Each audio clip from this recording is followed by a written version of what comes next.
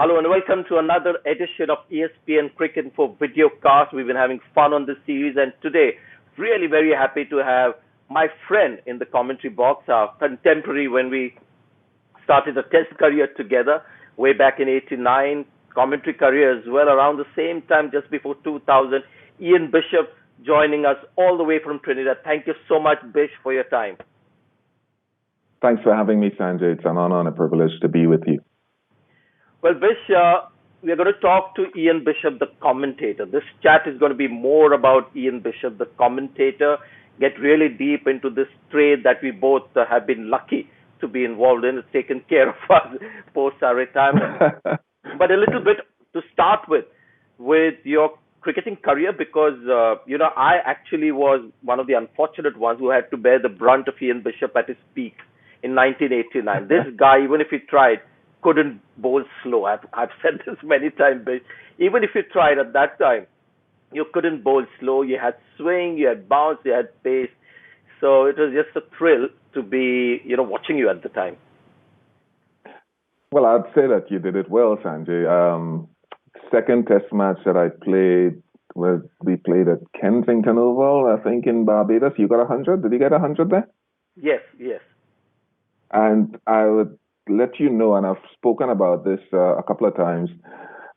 It was only my second test match, and I think Ravi got 100, I think, as well in the second innings, Ravi Shastri. And I thought after that, this test cricket is too hard. It really is too hard, and I need to I thought briefly about finding another career because...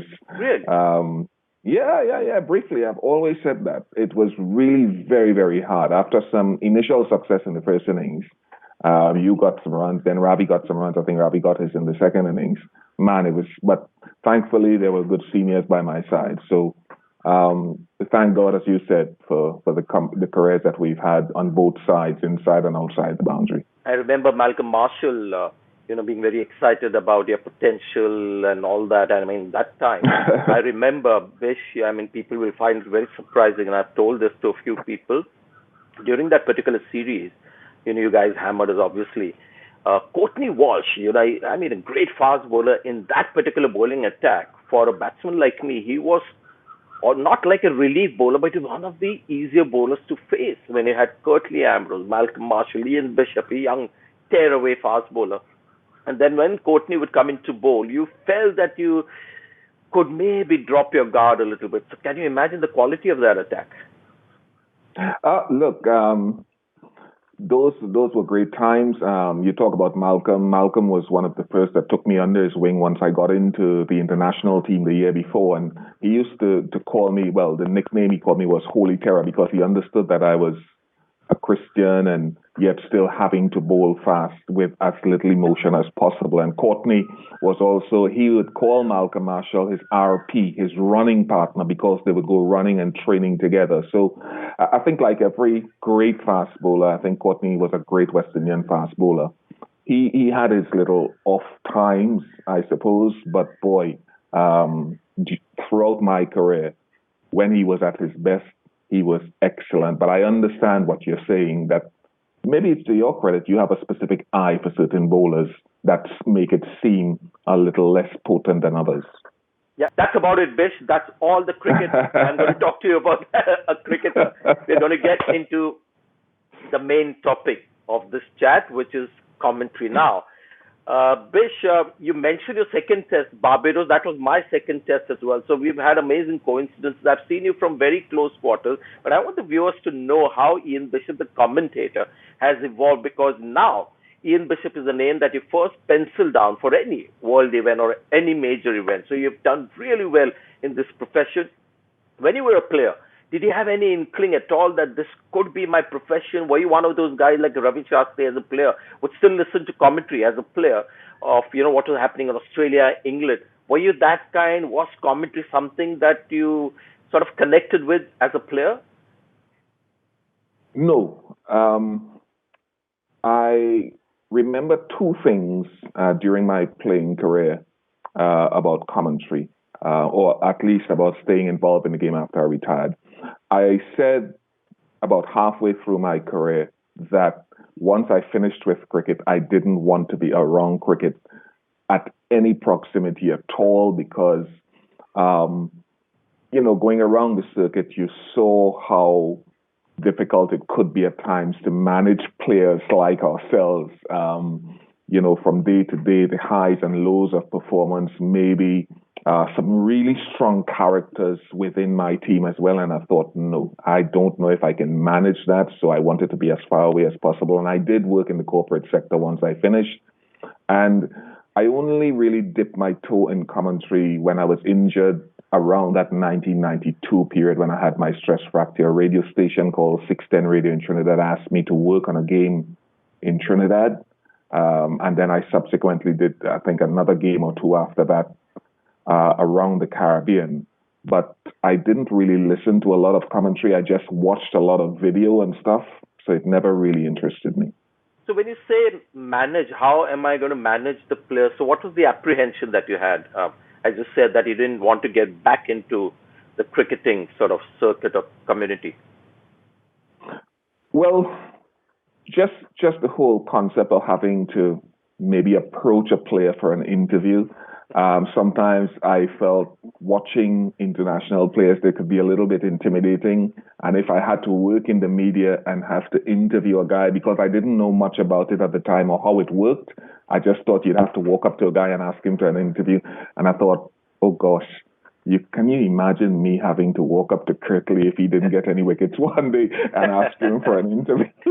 And I thought, I'm not sure my personality is one that could manage that. And even now, I would prefer not to have to ask any of the players that we cover for an interview. I would prefer someone else do that because I feel sometimes I'm compromising a relationship if I know the person, or I'm not always that brave to just pull someone out.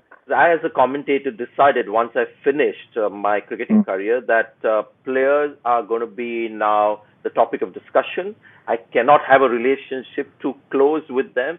As I was retiring and, first 4 or 5 years, I knew few players, but I made a conscious attempt not to get too close and get into a relationship because then it becomes really awkward. But you've managed to actually balance it. So tell us, how you've managed to do it, because I see you being very approachable to players as well as, you are there in commentary giving us the stuff that we want. So it's a very delicate balance, keeping the players happy and the viewers happy too. My personality is this, Sanjay. I can't escape who I am. I believe, as a born-again Christian, I believe in the human being. And I have found I try to separate myself from the player to an extent, and I think that is still the principle that must guide or should guide me. But I also found, on the other hand, that when I know about a person, I don't have to know the person, but when I know about a person, their human side, when I know their family or about their family, they've got mothers, brothers, sisters, they've got kids, then I see a more humanitarian side of that person. And I find that I don't compromise, really. I try not to compromise what I say about them, but I see them as a person. And sometimes we can go hard, or it's possible to go hard at a guy when he fails and he doesn't do as well as fans or viewers would like him to go. But we may not understand what's happening in his life, what has brought him to that point. Maybe he's had a tragedy, maybe something in his upbringing has impacted the way that he's played or the way he plays generally. So I find there's a human side that helps me to feel empathy, but also feel enthusiasm for a player. But as you said, there's a line that I should not cross, and I'm always mindful not to cross that to compromise. Now, I just want to go back to around the time 2000 when we met in ICC knockout tournament in Kenya. It was one of your first big events. So tell me exactly how did that happen, your first assignment as a commentator. Who called you, and why did you think Ian Bishop could be a good commentator? Had you already, by that time, after quitting the game, already starting to look at that profession? Well, the story is this, and I hope I can be concise. Once I stopped playing, I think for me and for a few of us, it takes us a while to find ourselves. So I was working in the corporate sector back in Trinidad and Tobago at a company. And I'd done a little bit of radio in '99, and then I think Michael Holding wasn't available for a series, so the company that was doing the broadcast in the Caribbean internationally asked me to come and fill in for one game on television, TWI, one season, and I was grateful for that. But I never saw myself as going all the way with it. And I had a friend called Kelvin Williams, who was a big brother to me. He got me my first contract in the UK. And he subsequently had a friend who became an agent, a guy called Simon Kennedy, and he's gone on to become a football agent and all of that. Okay. And when the West Indies were going to England in 2007 on tour, Simon, for some reason, from the UK, phoned and asked me if I would be interested. And I said, I didn't think any. I said, yeah. So he said, send him a demo. So I did a demo. I sent it for him. He gave it to Channel 4 in the UK, who were doing cricket in the UK at that time. They liked it. And subsequently, I didn't know, they went to Michael Holding and asked Mikey what he thought of me. And Mikey sort of gave the green light, as Mikey's always been like a father figure to me as well. Yeah. And Channel 4 took me. Sunset and Vine, Gary Francis, who was doing that tournament that you talked about, asked me if I'd be interested to go to Kenya, and that's where it all spilled off. Now, I know from my own experience that you do your little bit of preparation, and there are few people who will tell you the technical stuff, but it's mostly learning on the job, isn't it, Bish? And you're learning on the job with millions of people listening. It's just imagine an intern in an office, and there's a camera, and there are so many people watching him. So what was your experience? What were the things that you found difficult? And any moment that I remember, because Gary Francis once quietly took me in the control room in that same tournament, and he said, just because we show something on the screen doesn't mean that you've got to talk about it. Because there are some fans watching the game, and I took that as a lesson that if you're seeing happy faces, you don't need to say anything if you don't have anything to say. So those are the kind of learnings. So what were your first challenges as TV commentator and the learnings? Well, Sanjay, like you, we've had some great teachers, haven't we? We've had TWI, Michael O'Dwyer, and all these guys who were great. Mud was good at just quietly as a producer over talkback, sort of directing where to go and telling you sort of if to change the topic and so forth. But I also found, and I've always said this to the guys at Sunset and Vine, for example, Gary Francis he's a no-nonsense guy.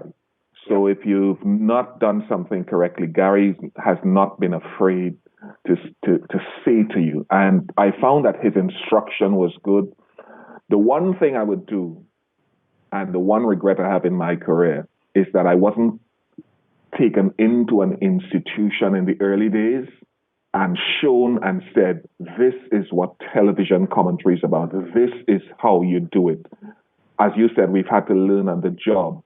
So a lot of times in my first few years, I'm sure when I look back, I did things I wasn't supposed to. I embarrassed myself. There were times I cried as well because I wasn't getting it right. Yeah. So I remember a couple of occasions. What were you struggling with, Bish, to begin with? The concept of not saying exactly what was on the screen, but painting a picture around what you're seeing. Because as you know, the viewer can already see what's there. So he doesn't need me to describe, well, that's pitched on leg and that's missed the outside edge. It's maybe what was the difficulty of where it pitched and just painting the words around the picture, to put it that way. And I didn't quite grasp that concept immediately, and it took me a while to fill in those spots and not talk as much as well. So those were the two things I wish that I'd grasped a lot earlier, not describing what's on the screen, but painting a picture around it. Now, you've got to tell me this. On occasion, when you're just sitting there watching the game, and I sort of go and tap him on the shoulder to whisper something, and he's sort of, whoops. So he's almost like in a state of meditation, and somebody has disturbed him. So that is pretty, I find all this for a guy who's 6'5" and whatever. I mean, you're an intimidating figure. But really, I mean, I don't want to say you're very soft, but you're very intense. You think a lot, and this thing that has become fun thing that we do. We all just go and touch Bish, and he's like, oops. So what is this? What are you doing? You're focusing on the game. What are you watching? The mind is always ticking. What's happening there? One of the things I can't do, Sanjay, I don't know if you can do it. I can't afford to miss a ball during a match. I can't afford to go off somewhere and sleep. I've never done that. I can't do it during a live game. I struggle to get into a conversation that takes my eye off the game because I feel I've missed a run of play. And I know that's not everyone's thing. That's just my personal thing. So you see, I'm focused. I'm a little bit jumpy, and I can never understand. I don't understand why I jump so much. I don't know where that came from. It's not that I'm afraid, but I get startled a little bit when I'm focused in on something. But I do take in what's going on around me. But I'm always thinking, just like you are, I'm sure, you never really lose your focus and your intense comment. Richie Bernard, when I commentated with him for the first time, I sat next to him in England, and I didn't say a word probably for about 15 minutes. I was never going to speak before he asked me something. Such was the reverence I think everyone had of him. And I learned, he said, always put your brain in gear before you open your mouth. And I've taken that with me. I try to wherever I've gone. Sometimes I've not lived up to it a lot of the time. Tell us about your journey as a commentator, going from Test, 50 overs cricket, and then T20 cricket and the IPL. Because T20 cricket is one thing, and the IPL is a different event where you need a different time. So tell us about that. Yeah, and I'm going to quote you on this one when I get to the IPL as well.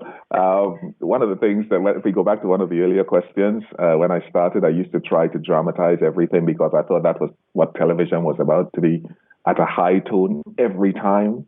And I've learned over the years it's not. So in a test match, my own way of viewing it, I'm quite happy to sit and not say anything if producers would allow me for an over or 2 overs, because I think the picture sells itself in a test match. But it makes us very awkward, Bish, as fellow commentators. I must tell you this because you've got this lead commentator, a senior established commentator there, and we've got a couple of people sitting there, and he hasn't said a word, and we are wondering whether we are talking too much. Why is Bish not talking? But yes, you come from that school, which is actually, it's interesting because some people feel, especially Asian viewership, they might switch off the television. There are a lot of people saying if you don't say anything, we're going to switch off the television. It works in some countries, but doesn't. Yeah, carry on. So isn't that the challenge, though, that of broadcasting that not as many people understand? Because on the Asian side, that audience, or some of that audience, not all of them, some of them like to hear us talking almost all the time. Whereas maybe in the Western world, a lot of people feel there are a lot more pauses that need to happen and only speak when absolutely necessary. I like that in test matches, and I've learned to try to do that a little bit more.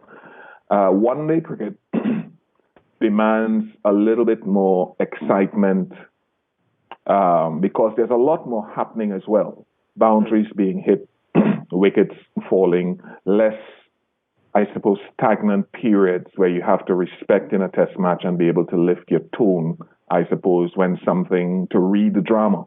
And T20 cricket, high tempo. You've often said, I've heard you say, should I use my T20 voice today or should I use my 50 over voice today? I've never forgotten that. And I think T20 that's what sells a lot of T20 cricket, to be able to have that high octane value. But Sanjay, the one thing I'll say, and I don't know if you'll agree, is that I find it needs to be genuine. The more genuine it is, because you're wrapped up in the game, it comes out spontaneously and you don't have to put it on. And that's why I try to intertwine myself with maybe the players that are playing or the passage of play.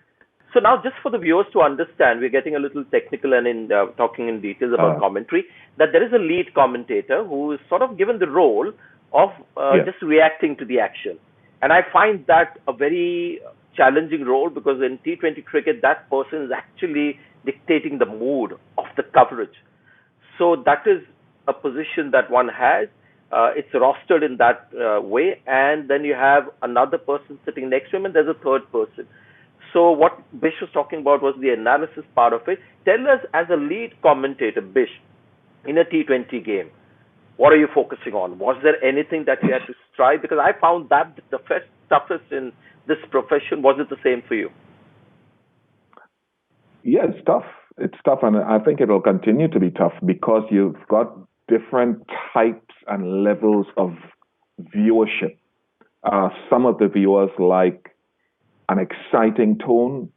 Some of the viewers who are a little bit mature in their cricket levels want more analysis. And so as a lead commentator, and you do it exceptionally well, not just saying and describing what has happened there, but being able to say, when a delivery is bowled, that was exceptional. A little bit of why it was exceptional in a way that excites the viewer, but leaving something also for the color commentators to be able to add to that and giving them their time. So being able to describe the game, but not really going on too much, and allowing your other commentators to come in and keeping that level of interest, saying something interesting throughout the entire game. One challenge I fight myself with, always keeping in the game for the duration and trying not to have those off periods. Mm-hmm. Okay, so now when we started off, Ian Bishop and myself around 99, 2000, there was the concept of just two commentators. So there was a lead who reacted to the action, and there was somebody who analyzed. We call it the color commentator. Now, very often, especially when you come to India, we have three now, Bish. Do you like that? Because I find it pretty enjoyable because you're there as a team and you get different input. Yeah. It also gets people to talk less and individuals talk less. So what do you prefer, two or three, Bish? It doesn't matter to me, and I'll tell you why. If I'm in the third seat in the group of three, I get a chance to sit and really I'm listening to my two colleagues, but I find as a third person, I don't need to talk as much. So I really get a chance to sit and lock into the game. And before I say anything, I have a lot of time. The commentary isn't flat because my two colleagues are carrying the workload. Yeah. And when I actually say something, it's because I've studied the game. And I find it a challenge that maybe as a lead commentator, I personally maybe don't always get a chance to lock in before I have to say something because the game moves so quickly. When you start off, you do things, on autopilot. You're young, you don't think much. But then the big matches come. 2011, Dhoni hitting a six and India winning the 2011 World Cup. And there's the Ravi Shastri voice over it that people will hear forever.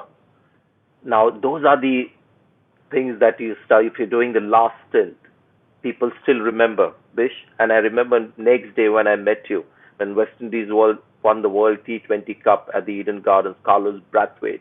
Remember the name. That has become synonymous with Ian Bishop. And I remember next day saying, well done, that was brilliant, you and Bumble. Now the big stage, big moments, how do you handle that? Is there some kind of preparation that if this happens, this is going to be something that I do, or all that is just happening spontaneously? That T20 World Cup was quite a moving one because the West Indies came into that, and people talk about objectivity. If you permit me the time just to explain this, Sure. I don't know if you can ever be totally objective when your team is playing, because I get a sense of emotion on the biggest occasion because I know these guys. Exactly. World event 2011, same thing happened. I became an Indian towards the end of the game. Yeah. So I understood the West Indies were having their issues in that tournament. So around that time, I said to a colleague of ours before, I was kind of an angry man with my life at that point. So when they got to the final, I'd followed Carlos Brathwaite's career a lot.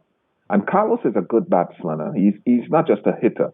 He has 3 test match half centuries, I think, in 4 test matches or 6 innings or something, averaging 45. At that time, he had 2 half centuries in 2 test matches or something.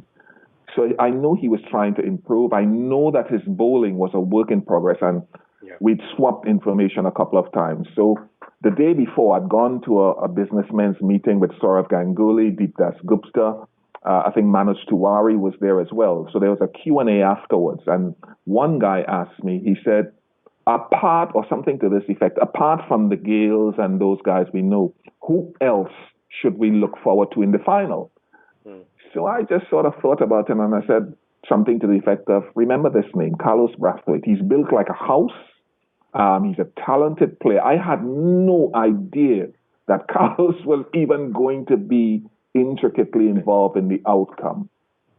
And so when David Lloyd kindly asked me to the last few balls, I wasn't expecting it. I wasn't asking for it. But he just said, hey, you go ahead.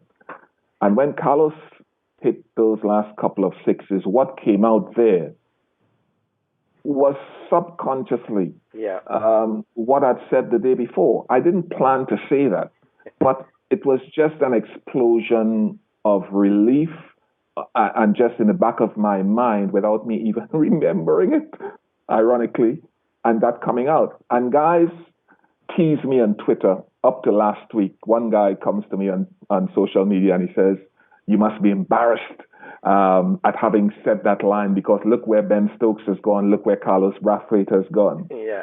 And I laugh and I just replied to them and I said, look, the pronouncement, Sanjay, at the end there was not a prelude to where Carlos was supposed to go beyond that and where Stokes was supposed to go. It was the fact that we will always remember Carlos Brathwaite for what he did on that night because he took the West Indies from an almost impossible position to being the first team, and up to now, I think the only team to win 2 World T20 titles. Yep. We'll remember him for that. It doesn't matter if he doesn't score another run. I remember getting a manual very early in my career as a commentator from people in TW, and one of the things that they said, it's okay to get carried away in commentary and go over the top and letting the emotion sometimes get the better of it because this is sport. Sport is all about passion. And, those lines, what happened later doesn't matter. Those lines are memorable and people will remember forever, So that was brilliant for me. And I thought, that evening was very special. Bish, thank you so much. It's been wonderful talking. There were a few more, points that I wanted to discuss, but that could be sometime in the future. Sanjay, I've never gone to work a day in my life to use that cliche since I've started playing or broadcasting because every day is a joy to go to work, to watch sport, to get paid to talk about it. It is amazing. So I thank God every day that we've done this. We've interacted. I've learned from you a lot. I've learned from your colleagues a lot. I enjoy listening to everyone. And we're just blessed. And you've enriched, many coverages, and it's always a pleasure to work with you, Bish. Thank you very much for your time, and we'll see you soon, hopefully on a live cricket event. Thank you very much. Thanks for having me.